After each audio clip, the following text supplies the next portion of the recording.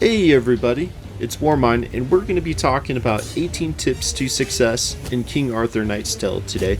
And this guide is geared towards beginner or intermediate players, but yeah, just check it out, see if there's anything you don't know.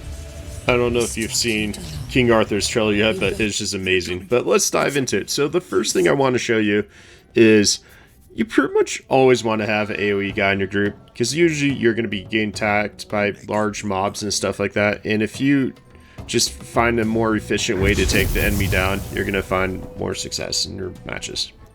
Tip number 2, I would say this is a swarm game, and so the best approach usually is to find the best defensive position for your group. And so basically what I'm doing here is I'm guarding the outside of a wall, and I'm clicking Overwatch and stuff like that and killing troops as they come in. And if you just kill the front troops, you won't be taking much damage because the people in the back will have to travel further to reach you. And so as you see, I'm just annihilating them, and I think I've only got shot by like one ranged attack in this, and I've taken down already half of their troops right here. And yeah, and now it's playing. Now they're trying to walk around all their dead troops, and my guys are just chopping them as they come in. So this is one of the best things to do in this game. And also, tip number 3 is you don't have to kill all the down guys in the loss. You could actually just kill the last remaining standing guy, and it will just explode everybody. Pretty cool, right? And my tip number 4 is going to be positioning. In this game, you could actually change the positions and the organization of the troops. And all you have to do is you grab a character and you drag it, and this will allow them to switch positions. But what I found really helpful in this game is this position I'm clicking right here with 2 archers on the side. And the reason is their shots aren't getting obscured by the other guys. And so when I attack enemies, I usually just, after they shoot their targets, I put the melee in front of them. And 90% of the time, this positioning works every time. I'll tell you who I am. I'm the Round Table, Sekka. And I do suggest to always have 1 or 2 ranged in your group. Tip number 5. So this is actually a very important aspect of the game, is you could spend all your AP, but you could always change the direction of your hero.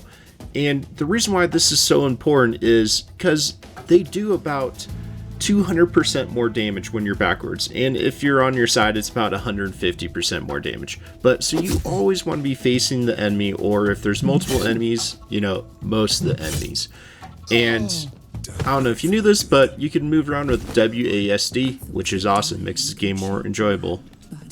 And tip number 6, now that you know you do way more damage from the back, is you pretty much always want to take every opportunity and attack the enemy from the rear. And especially with like a brawler or a roguelike character, because as you see, they just literally will annihilate the enemy, especially like ranged characters from the back, even bosses. It's always good to have one of these characters in your group, because basically you could, attack them from the rear versus always from the front. But this would tremendously speed up your matches, just bringing one of these characters in. And usually they have either jump or teleport on them. Tip number 7, how do I properly tank? That way my DPSs aren't taking a lot of damage. And one of the best methods of doing that is just upright attacking the opponent. That way they're locked on you.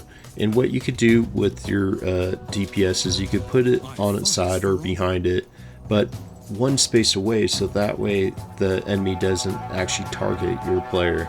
And if I was versing a swarm, not just one boss, I would put my off tank on the side, just like I did right there. But I'm actually going to put him behind, because this is just one target. And another thing I did right here is I blocked the line of sight of my archer, because my archer's health was really low. And so I just wanted to show you my archer is back there and just was chilling. And now that the enemy has done its attack, I'm going to go to the side and do some shots. And the best thing to do from here is just to evade, so he doesn't attack you again by going out of sight. And the reason why I didn't put the archer to the side right now is because I'm actually planning on just killing him this turn. I got this guy swarmed all around him. And so let's go into tip number 8. Tip number 8 is to buff all the proper times. I just did encouragement is great, inspire is great, even throw guard up is great. Guard helps you protect yourself in case you take a hit, and any other buffs your units have. That way you can do some mighty hits. But the reason why using buffs proper timing is best is because others you're just wasting your points. And this right here is a fine example of buffing the proper time. That way you could chop through people in one swing. Oh yeah, I love cleaning this game. But let's go into tip number 9. Tip number 9 is, defense isn't always the best offense. And what I mean by that is most of the game I spend playing defense, but sometimes, they got more range than you, or they have portal summoning things and stuff like that. And so my trick with this is always just lure them to where you want them and then just charge. Basically, do all the smartest moves, like still use your tanks in effect that your other troops aren't gain damage, like I just put that tank right there. But always work with what you got, because the scenario is always changing this game, and it's super cool because of that. And trust me, waiting for the enemy before you attack at the proper time is super rewarding, because you get stacked action points, which means when they reach you, you could just give them hell. Alright, tip number 10. While playing the game, you'll notice you have a large roster and there's a lot of heroes you need to get experience. And so when they're sitting on your bench, they're not actually getting experience. All heroes level 11 will get normal experience for it. Now, if your hero was one level higher than 11, you'll get 50% experience. And if your hero was 2 levels higher than it, you'll get 0 experience. And it goes the same downwards too. So if you had a level 10 hero, he would get 150% on this level. And a level 9 hero, he's going to get 200% experience. So it's actually really crucial to be always rocking your lower level heroes. That way you can level them faster. And while your lower level heroes are leveling, the best thing to do in the training grounds is to put your highest level heroes, because you'll get the most experience from that. And that's how you keep your roster gain the most XP as you possibly can. And these aspirant heroes, they don't actually get any XP until they're put on your roster list. Tip number 11 is save often and choose whatever is probably challenging for you, because it's only going to get harder the further you go, and you're going to find yourself dying and dying again. So I highly suggest, just saving often. This game is fun. It's a long ride. It's like 85 hours of awesomeness. And would you look at this shot? Isn't that amazing? Oh man, I love this game so much. Tip number 12 is buy all the red and light blue potions from the merchant shop. And the reason is you might be asking yourself, how do I keep myself from dying? And you never know when your character is going to take a hard hit. So I like to keep a health and a blue, like teal potion on all my warriors, and then all the other guys I pretty much have like healing potions on them, unless it's like a spell mage like this. But what I'm doing right now is I'm just going through all my characters and I'm just double checking they all have 2 potions on their list, because that is really important when you bring them to a fight, because you might have to restart the fight if your character is taking damage and you have no way to heal them, or, ultimately they might just end up dying. And if your hero died, that's just too bad. You do get scripts that you can revive a hero, but they're limited. Tip number 13 is be wise about your resting points. What I mean by this is don't always just use them. Look at the map, see how many resting points there is. Yellow is your main objective and white is not a main objective. And for example, this map only has 2 campfires, and so the way I see it is I could use one of these campfires halfway through the match and one for the final fight.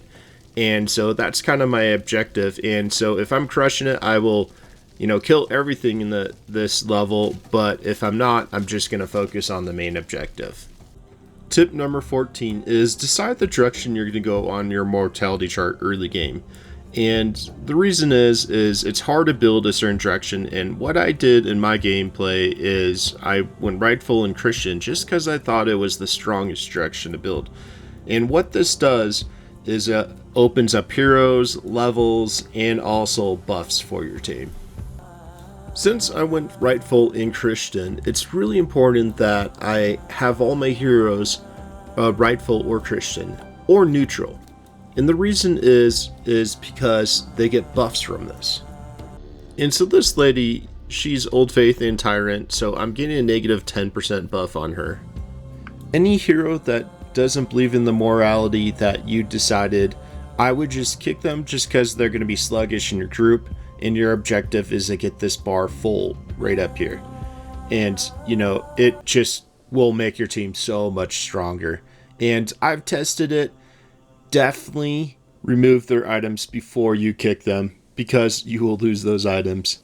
Tip number 15, what should I build when starting this game? And I would say the most important is the Cathedral. And the reason is the Cathedral will not only cure your heroes' injuries, but it also will heal them. And you could also make it so it heals them one mission faster.